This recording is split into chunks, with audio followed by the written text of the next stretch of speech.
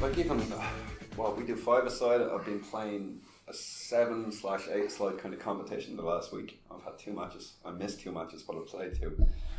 And who was it? I think it was Joe Rogan who said it, that you can hem and ham about going to the gym. I was like, I couldn't be arsed, I couldn't be fucked, but there's not one time when you will leave that gym after going regretting it. Yeah.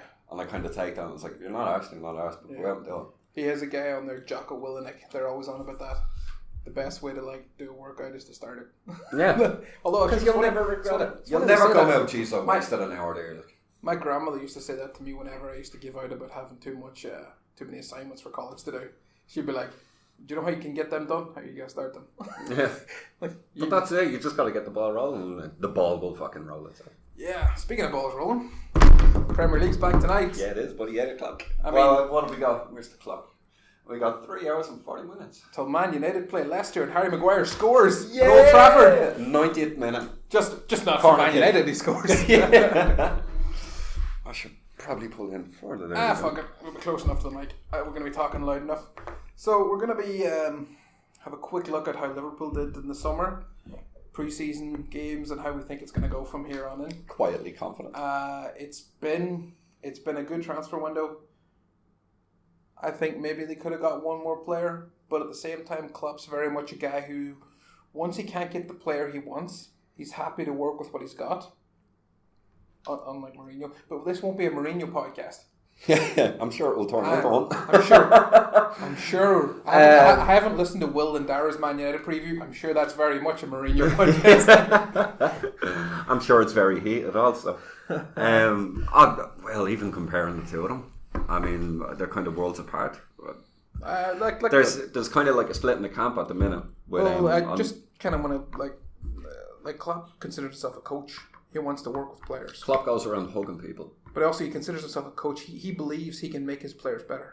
Whereas kind of Jose is like, you're shit, get out, 50 million replacement. But that stems from when we first kind of seen Mourinho in the English league. There was this kind of arrogance, this kind of, I know I'm good, I'm the special one. And that's kind of followed him. And he's been kind of playing that well. It's clearly the player's fault.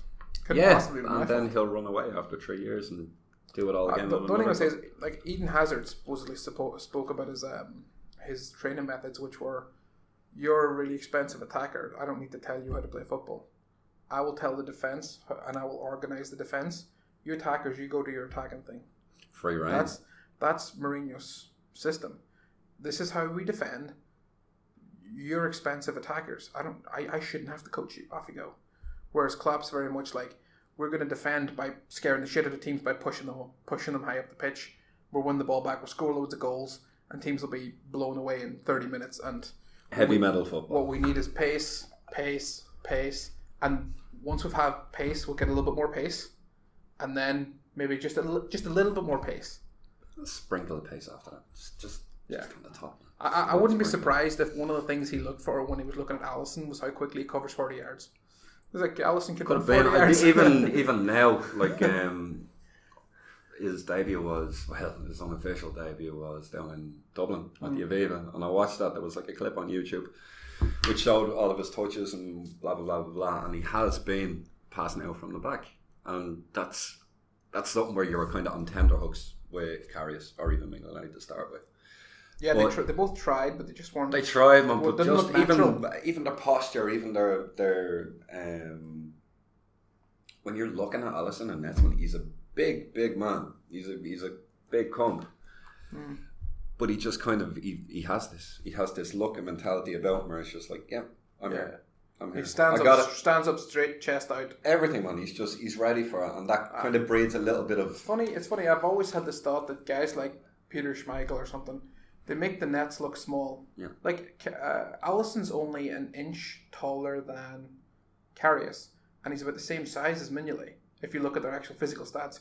But when you look at those other keepers in the nets, and then you look at Alisson in the nets, Alisson makes the net look tiny, but they're the same size. It's something about, like you said, about the way he stands up and the way he sort of he's almost. That's like one match. You know what? Sorry, I didn't say him. I know we scored well. I watched them in the Champions League last year, and obviously most people would have been conceding a lot to Liverpool. But at the same time, in the games before that, He was the game they lost to Shakhtar. Remember they lost one game to Shakhtar and then they came back? Well, the game they lost to Shakhtar, he made like 8 saves that anyone outside of maybe David De Gea would have been flailing at. And he kept them in that game. And that was when I was kind of like, alright, this guy's good. He didn't really impress me at the World Cup. But in saying that, Brazil didn't really have a defence in the World Cup. Brazil were weird in the World Cup. Yeah, all the big guys kind of were, in fairness. But just by going with him with that, I remember I heard the reports that Australia were going for Alisson. And that day, I think it was at my desk, it was in work anyways, and I went, I don't know. Anyway. I don't know. The thing about... But in saying that, like one match of saying him, I can't really judge him. The one thing I would say is... He looks the part. He looks the He's part. a handsome fucker. He really is, man. Nice Even beard. with the beard. Nice yeah, beard. I like his nice beard. It's a very manly beard. He's going to get at least 7 saves throughout the season with that beard. He's going to stand up to a fucking ball. But looking forward to it. It's going to be interesting now that Liverpool have a keeper that you kind of go, okay, I think... Since Reina. I mean, Reina was a good keeper. He's a good shot stopper. I had seen Reina play for Villarreal against Celtic and caught every cross that Celtic were in. That was the time when Celtic had Larson and Hardson. He's only a 20, but he had Larson and Hardson and I think Sutton. And all 3 of them were good in the air. And that was sort of Martin O'Neill's thing, was put it into those guys. But Reina was with Villarreal at the time and Reina caught every fucking cross in every corner. It's quick though. And he's very aware. He had the bald head then. And I thought, God, that must be a very experienced keeper. And then, like, Liverpool are after Pepe Reina, and I'm like, and then I looked him up, he was like 23. I was like, what? I was like, what? Great keeper. The only thing I will say about Reina is that he was always shitty at his near post. I was always shitty. Do you know who's shitty at his near post? Yeah. David De Gea. Seriously, look up online David De Gea near post. I must check that out. I have like, we obviously have connections with Man United fans. Obviously. I will. Hi, Darren. But I swear it as well, Gavin. Fancy football, Gavin. Mm-hmm. I'm going to have to give him a ring later to get him on here to do his expert fancy football analysis. Excellent. Get that done afterwards. Big Man United fan too. But I was telling him, gets beat his near post. And then against Crystal Palace, I think he got beaten his near post twice. And I was texting him every time. I was like, David De Gea. And then, but you see what it is, right? It is probably coached in him from he's young. He's kind of cheating. Like if someone's coming down the line, they're most likely shooting across you. Mm. So what they're doing you want to get more is they're taking that one extra step so that he's that bit closer. And my brothers are all keepers, and they're big into their keeper technique. Something you almost never hear. Sometimes you'll see some pundits that are ex-keepers will talk about the technique. Fabian Barthez did a brilliant one in Joe Hart about why his technique's so bad and why he suddenly fell apart as a keeper. But basically what this is, you're taking that extra step away from your post because you're assuming your feet are good enough to get it if it goes that way, but you want to be able to get it if it goes across you.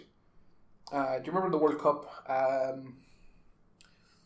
Pickford got beaten in the Belgian game by the ball around him, and people were saying he was too small. Well, Pickford kind of knew that he was a step further over, he saves it because he's athletic enough and sort of springy enough to get it. But at the same time, if he's a step too far to his right, what if the ball gets bent in the other corner? He gets embarrassed. But this is what makes good players really great: is having the sheer balls to fucking do it. Like, and that's to commit. Like, it's to commit. Obviously, as Liverpool fans, we've got rivalry with Man United. But when Ferguson's United team, everyone on that team wanted the ball, and if you didn't want the ball and try to do something with it, you were out of the team. Like everything was brave, and like at the end of games, people talked about them getting last minute goals. And they're so lucky to get last minute goals, but if you look, they've like 7 players in the box. It's not luck. You make your own luck. How many players have they backed them in? If like one player back, and just everyone was forward. But tenacious about it, and that was the whole idea. And that was super Fergie time. That's why it was called. But they were super fit. Fergie always had the best fitness coach he could get his hands on. Anyway, we've gone off the topic here. So we've talked about Alisson. We're delighted to have supposedly one of the best keepers in the world. So we'll know for sure in the next few days. Naby Keita, a nice little angry fucker in midfield. He's something that I think we need. We need a bit of dirt. But also, not only that, he's good. He said himself that he prefers, or he thinks his first job is as a defensive midfielder. But he'll never get picked there for Liverpool because they like the fact that when he wins the ball back, he runs at teams. He just goes. You don't see many. goals, absolutely goals. You don't Like see even many about Leipzig. I mean, some of the touches that he was having, and it just looked like he was outside with the ball in his own. You see very few central midfielders outside of like Luka Modric who can like dribble the ball forward, and he can do that. He can actually. So it's another one of those things that Liverpool struggled with last year. If the front three were marked out of it, which teams tended to do, you were expecting the midfield to do more. Yeah. Do you know what Naby Keita's arrival has done? Judging on pre-season, it has lit a fire under Gini Wijnaldum. Gini was always good though, man. Gini in the final, the Champions League final, had Gini's a really, always really been good game. good. I've always liked Gini. I liked Gini when he was in Holland. Right? I like Gini. But what he used to do for Liverpool was very much the safe job, which was I will collect the ball and I will keep it moving. He was skillful enough being an ex-attacking midfielder to turn and in midfield, because Henderson, as much as we love him, doesn't like to turn around much. But Henderson doesn't like his feet. He doesn't trust his feet. Wijnaldum can do that and he can keep it ticking over. But I was watching him pre-season and he'd be back, winning the ball back, and then if Liverpool attack, he'd be bombing forward to get goals, and he got a brilliant goal against was Torino, wasn't it? It was Torino. He got that was a clever very but that was the Champions League final was the same. He was everywhere, and excuse me. I think Kate is arriving to realising he's got to step up further, and I think Fabinho's is someone to take the pressure off Henderson. He's a something they don't have, which is a hardy holding fielder. I think he might be injured anyway. He's sick. He's not injured. He's sick. Yeah, right. We've got James Milner, even with the big gash in his head. 15 stitches. Nothing to give me more stitches. There are no more stitches. That's the beautiful thing about Jimmy Milner. Some Ribena and a Yorkshire tea. Yorkshire tea, and he's sorted. Oh my god, I love him.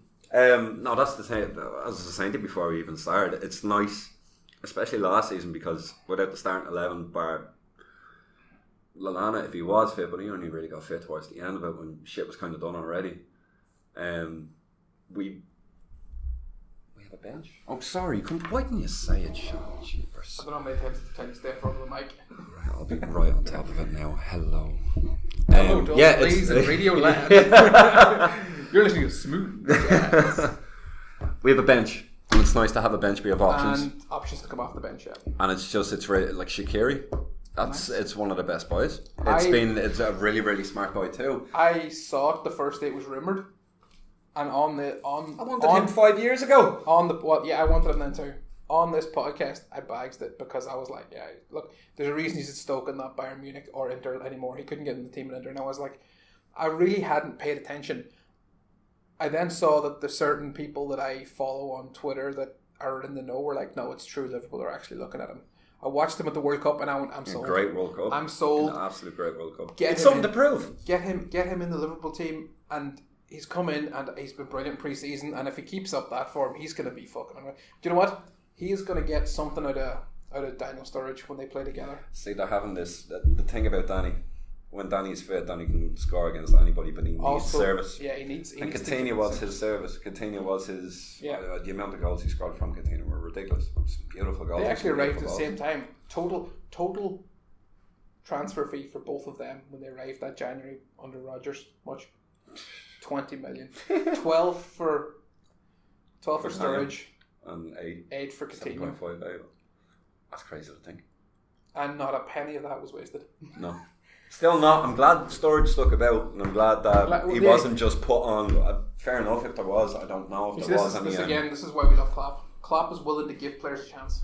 He is willing to take Sturridge and go, I know what you But even do. fair play to Sturridge for even hanging about and just going, right, I know I've got glass legs, but I'm going to try something. And he's got 1 year left in his contract. And like you said, with Shaqiri making that slight change in the midfield, because he's been playing centrally a lot in pre-season, and he came off. He was playing right side though, which is what a lot of people thought he would play as backup to Salah.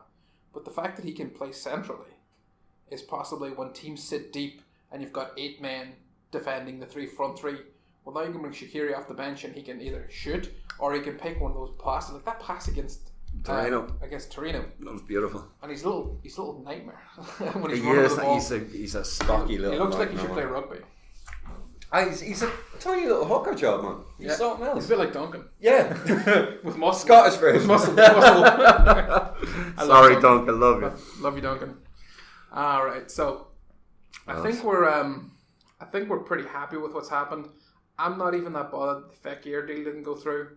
No, never kind of was, because I didn't think we needed him. To be quiet, you have Mane, you have Bobby, you have Salah, and you have Storage kind of whacking them in now as well during pre-season. Maybe they could have needed him. Maybe they could have.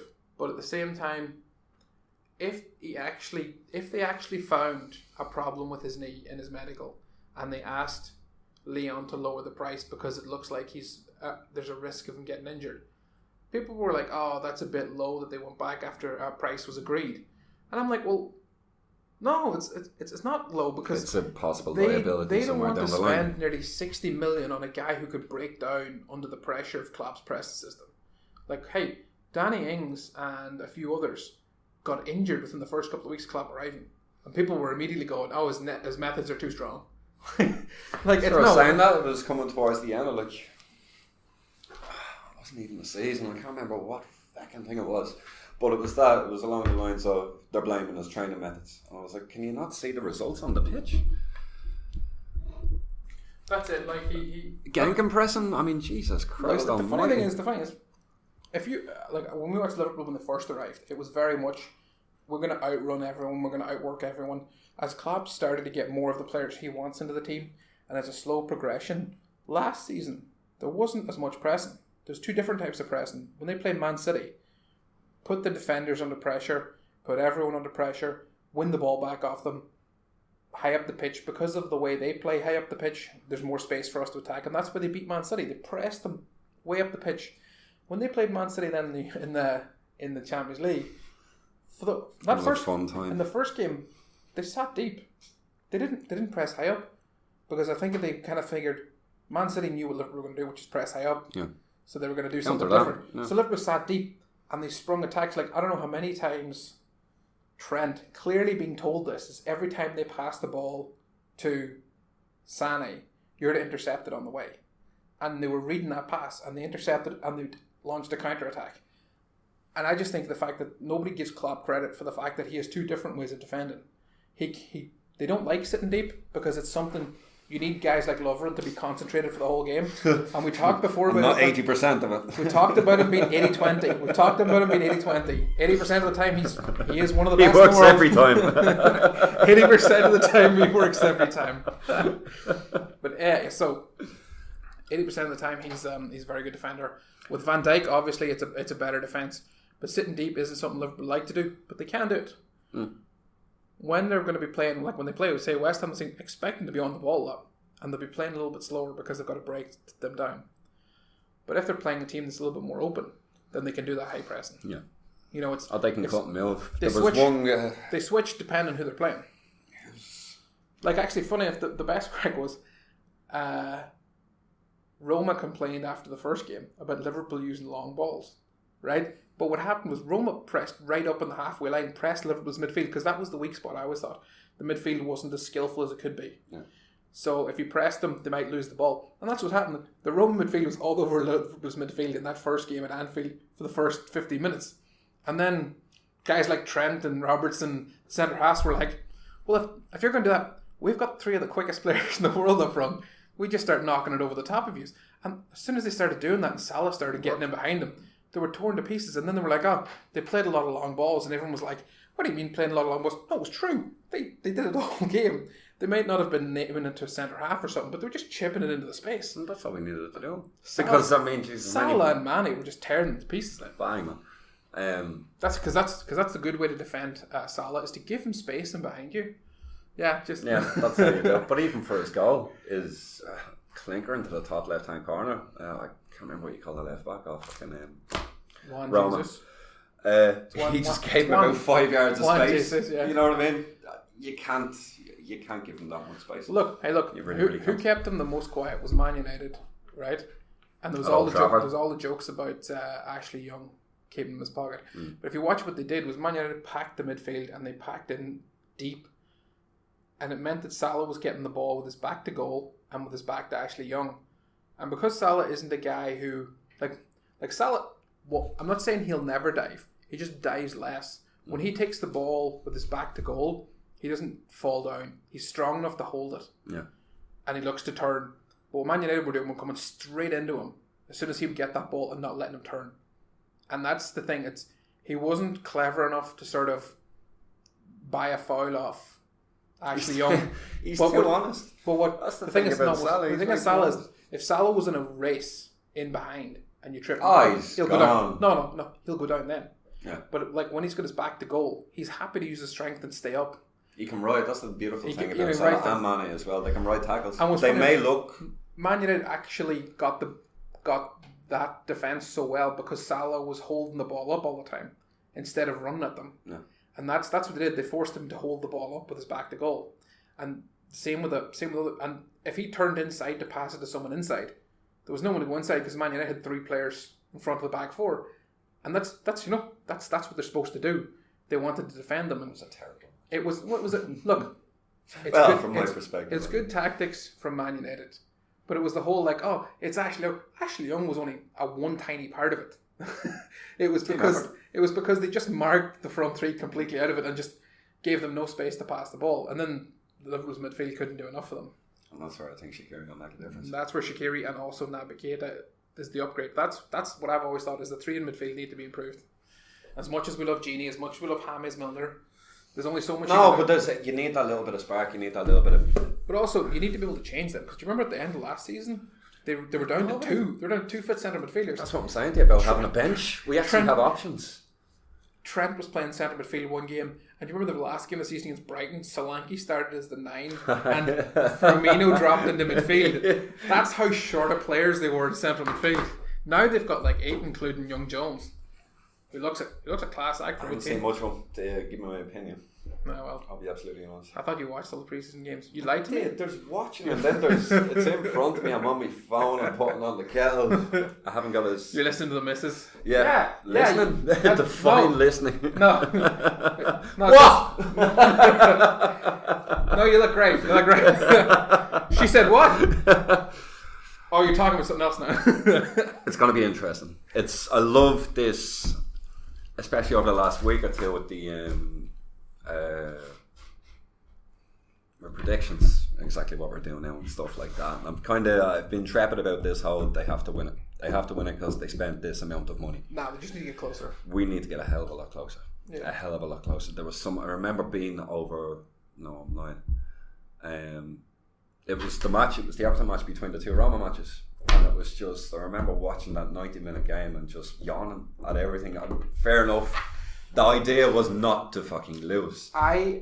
Brilliant, we didn't lose, but it was one of the most boring games. I think the 2 of us, Karius had one brilliant save and we hit the post. Did you hear Big Sam after that game?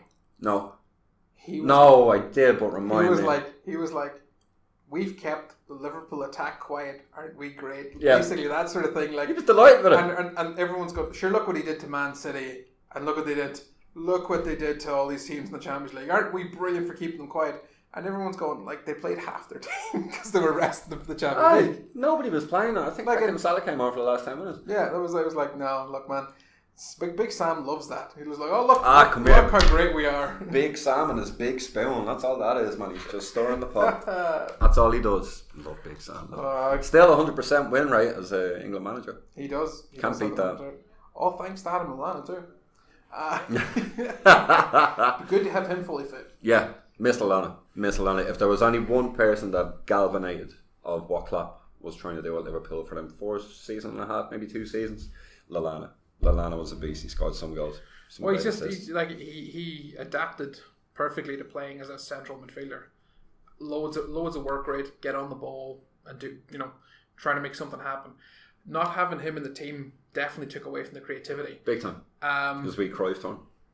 Hey, look. Everybody knows about it. They still can't defend against Well, he's 2-footed, so he can go either way. So that's why you think, oh, he's going to Cruyff turn me. What if he Cruyff turns you the other way?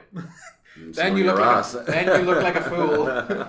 Fool! Missed him. Really, missed him. But there's another option. There's something I've always wanted to talk about, and this season the talk is completely gone. Is the FSG out brigade that I sometimes see online. Guys who think that Liverpool need to get rid of the current owners. For I don't know, a Kuwaiti gold and fucking oil rich billionaire. I was only thinking about this last night. Not so much the FSG, but about football clubs in general with money. The one thing I would say is to anyone who is an FSG out type person who's listening to this, get fucked. They literally saved the club and have turned it around. The club was worth essentially the 300 million debt they owed when they bought it. Yeah. And it's now worth $1.5 billion. And that's going through a Rodgers, Suarez, all of that kind of... Hodgson early on. We had Hodgson for Kenny. 7 months. Kenny! And coming out and... Here, look, whatever Suarez done... They have turned was around. done, but... No, look. But I didn't like the whole... That thing I did fucking cringe at. Look, man. Like Kenny's managing Liverpool and they're coming out with white t-shirts with Suarez on the front of it. That was cringy. That was cringy. Dude, it's a long time ago. Get over it. That's me told. Says the Catholic. It's a long time ago. Oh, well, stop talking about Jesus.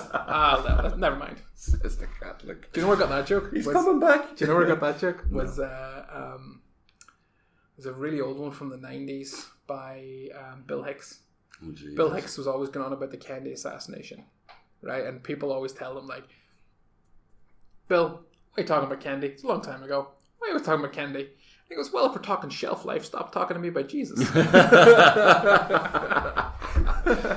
was a good one. Bill Hicks is brilliant. It's amazing.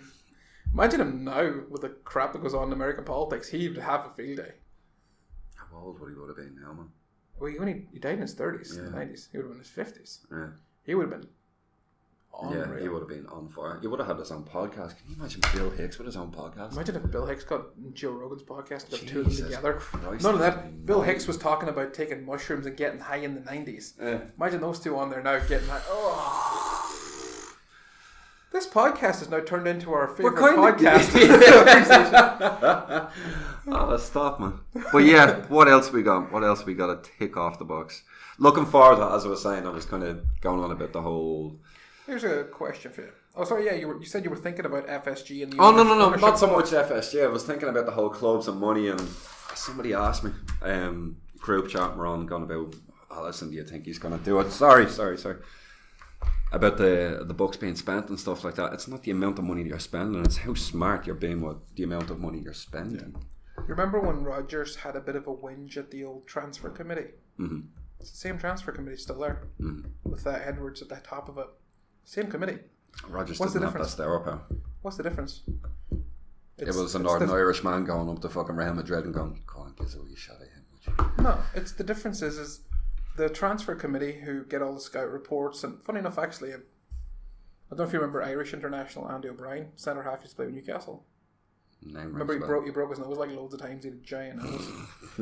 Sure, this guy played centre half. I can't put a face on him anyway. But yeah, he's actually one of Liverpool scouts now, and he actually picked out that young centre half Phillips who was playing the last thing against Torino. Nice. And picked him up. So Phillips may be playing this weekend. But anyway, so the scouts come, the reports come to the transfer committee, and they look at it, and even say like Salah, the scouts and the transfer committee came up with this idea to buy Salah, and they went to Klopp with it, and Klopp wasn't sure. He wasn't convinced Salah could do what he wanted him to do, and they were like, "No, in the way you play, Salah will work. That's what we think." And we can do a deal with Roma. Roma are going to sell him for 35 million. Cheers, Roma. Absolute steal. Well, here's the funny thing: is if you add 35 million and 65 million, it's about 100 million, right? 100 million for those two players. Doesn't seem that dear now. No. No. Considering the Fulham spent 100 million on how many players? Let's not talk about it. Although, actually, I have quite a few Fulham players in my fantasy football team. Anyone listen to this, go on Twitter at PodsPQ and find the fantasy football link. Join up.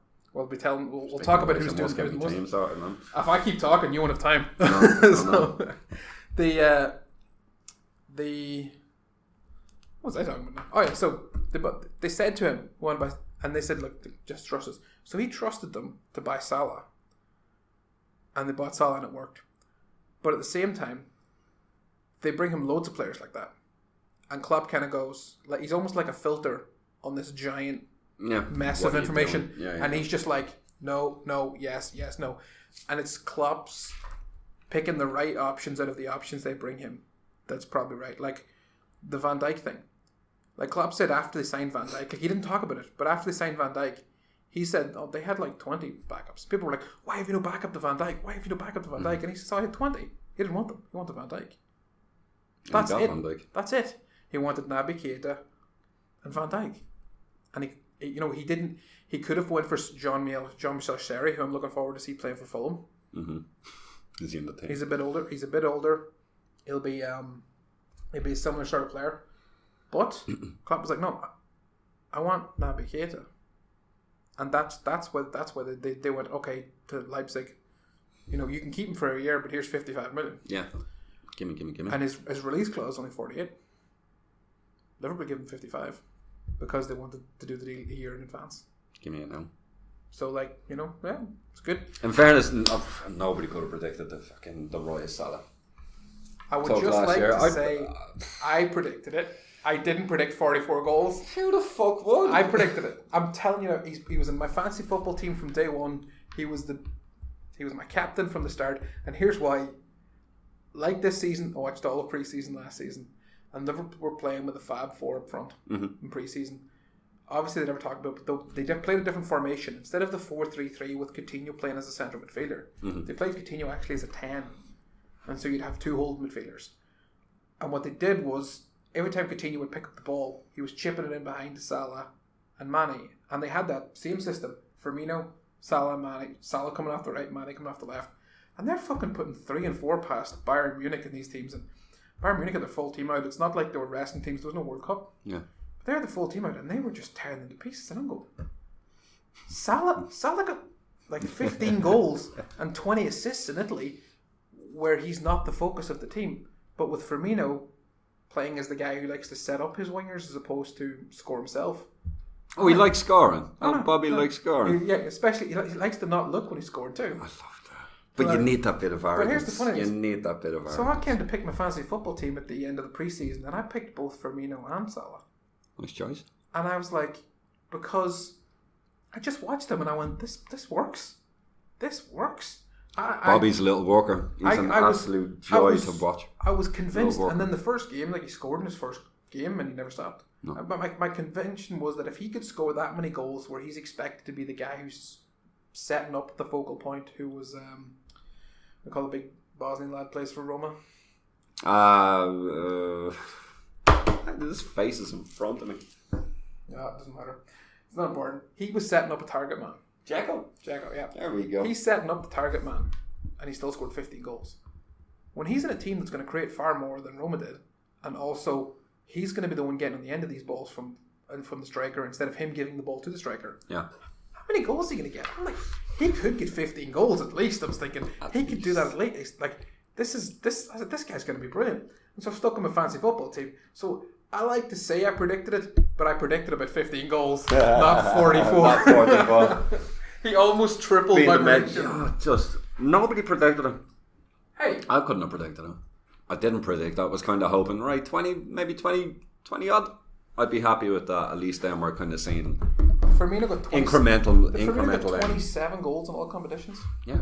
Bobby he's the unsung hero of that team. Like you were saying, he likes helping people out, but he can be Firmino.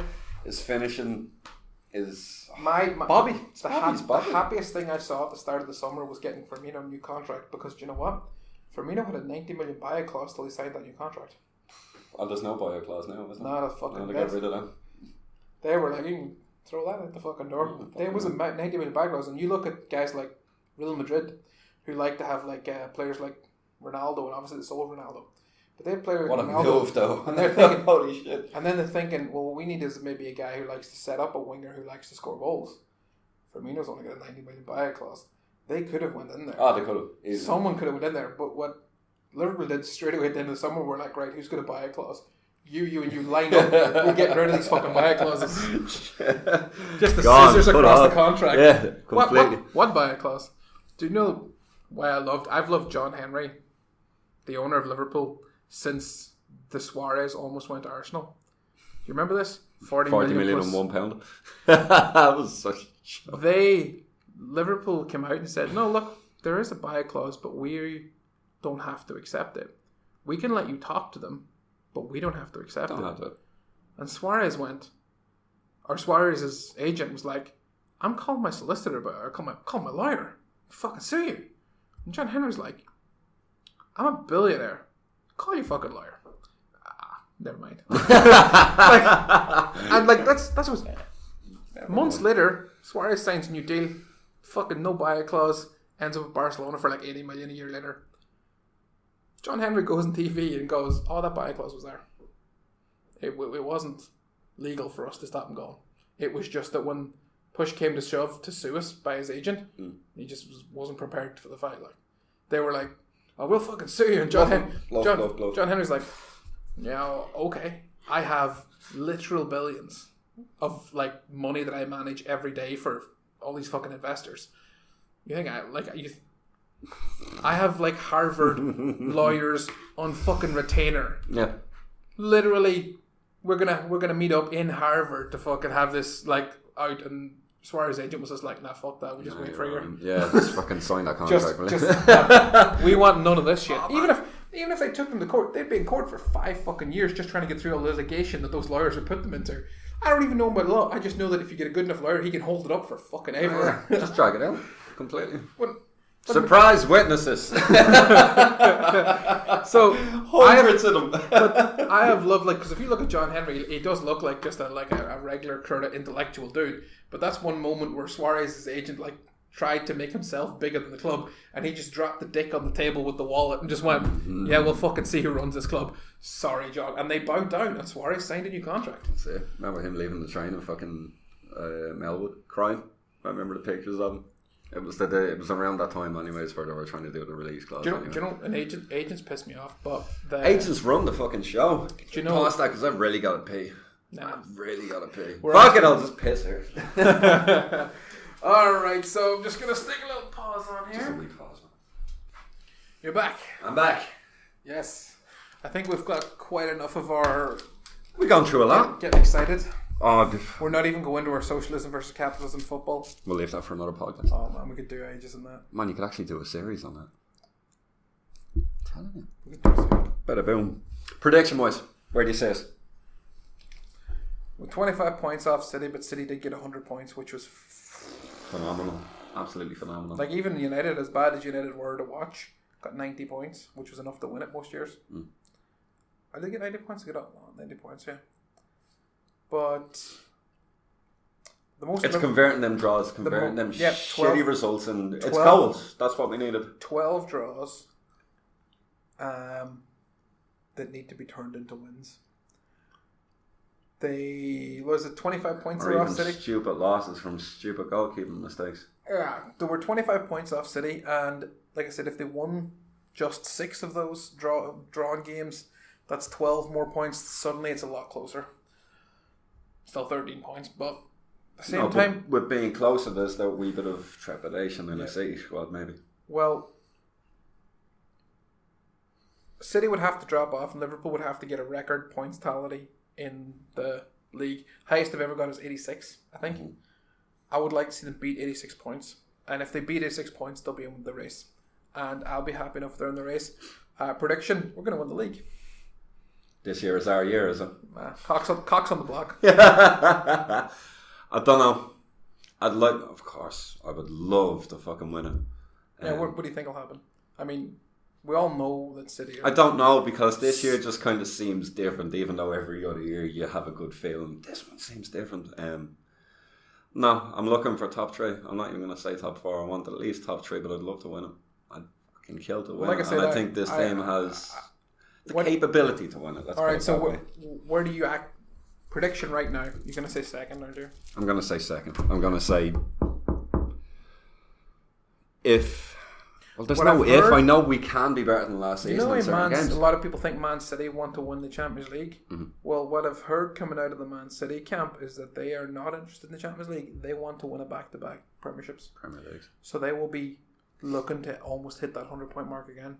Which means Liverpool need to be 25 points better off than they were last year, which is incredible. Even with Van Dijk for the full season, improve the defence, improve the midfield. Even with all of that in there, that's going to be hard. So I can see why people say second. Most people are saying second. I'm just being like I was last year when I said, "Fuck it, we'll win it." Fuck it, we'll win it. They're like, "Oh, don't you want to?" But it's nice. Do you not think it's nice? It's nice to have these conversations. It's nice to have. It's none of this. Jeez, I hope we get top 4. It's nice to kind of go a bit above that. So. I think they'll win it. And you know what? If they don't win it and they get the top 4, I'm going to be happy enough. so long as they're challenging. I expect them to be challenging. I'm not one bit worried about being wrong on this prediction because I don't really care what people think. It's evident. I mean, like, seriously, like, what's going to happen? Oh no, they didn't win it. There's always football. next year. It's football. The point of football is to get excited by it. Yeah, and but it's nice to have that, especially... This is why, as long as Klopp wants to stay at Liverpool, I want him to stay because he makes me excited. He makes the team excited. He's long term. Those games against fucking Man City, those games against Roma, those were amazing. Even the Champions League final. Even all the goals being conceded. Yeah. Shitty goalkeeping. When you watch them win the ball back and launch one of their counter-attacks, I mean, if you were into that, you might get a little tingle in your trousers, but there is something to it, like, and there's obviously clearly an uptake in the fans' excitement because how many new songs came out last year? Obviously, LA is fucking huge. I was running around my house singing it for days. My daughters know it; they don't even know what it is. They're just walking around. They're just walking around going from Paris down to Istanbul. They don't know what they're singing, but they just because I've been singing it so much. But there's loads of those songs. There's more Salah songs. There's more Mane songs. There's Bobby songs. You know, there's like Mane. Like, what a tune! All of those songs came out. But as you were saying before we started, there's this galvanisation around Klopp that going, he's perfect. He's perfect. He's perfect. Well for the team, he's perfect for the club. He suits the thoughts of the city. And he suits the way the fans think of the club. The fans think of themselves as being part of the club. And he makes that. He gets the fans. He loves getting players to interact with the fans. And he loves playing the football they want to see. It's why, I tell Will, like, there's some managers just get a club. Ferguson just got Man United. Mm-hmm. Klopp just gets Liverpool. You know what? If he doesn't win the league, it's like, they say that the journey is more important than the destination. Yeah. It's that, like, it's like that right now. Even if they don't win it, we know we're going to have the crack for the rest of the year. That's it. That's why I'm in the Premier League. For what? Winning it? Not a crack. It's going to be mental crack. It is. And if anything, last season was mental crack. Last season, like I was saying, amazing. It's the journey. I've not had the chance to record one of these kind of podcasts, a Liverpool only podcast with another excited Liverpool fan. So normally I'm here and I'm like trying to be all sensible and tactical and think things out and logical. But as soon as I'm like free to be the fan in me is going, this is fucking brilliant. Still even. But then again, I'm old enough to have seen all the previous false dawns. Yeah, once bitten, twice shy. Twice shy. How many times? But I love Klopp. I also love. Do you know people love to bring up quotes from Klopp's past and say like, oh, he said this and he said this and he said this. They never bring up one of the very first things he said when he was a Liverpool boss, which is, I say so much bullshit, you never let it go. He said that. Like he's watching this first press conference. He said that to the press. I talk bullshit and you guys never let it go. He openly admitted he fucking chat shite. I love him. Right. It's been a nice. Last season was good. This season hopefully better. All right, man. I suppose the moral of the story. We're gonna pack up at that. Thanks for coming, Jake. Thank you very much. We'll get you back on again before the season out. We'll get you in to review the game this weekend. Oh Jesus. Should be fun. We'll make sure you're drinking during it so that I can record you right afterwards when you're full. 12:30. I'll be down the orchard hopefully for that. 12:30 kickoff. Cool. Nice and early. Might come into the orchard then on Sunday for you. Without a doubt. All right. Anyways. We're out.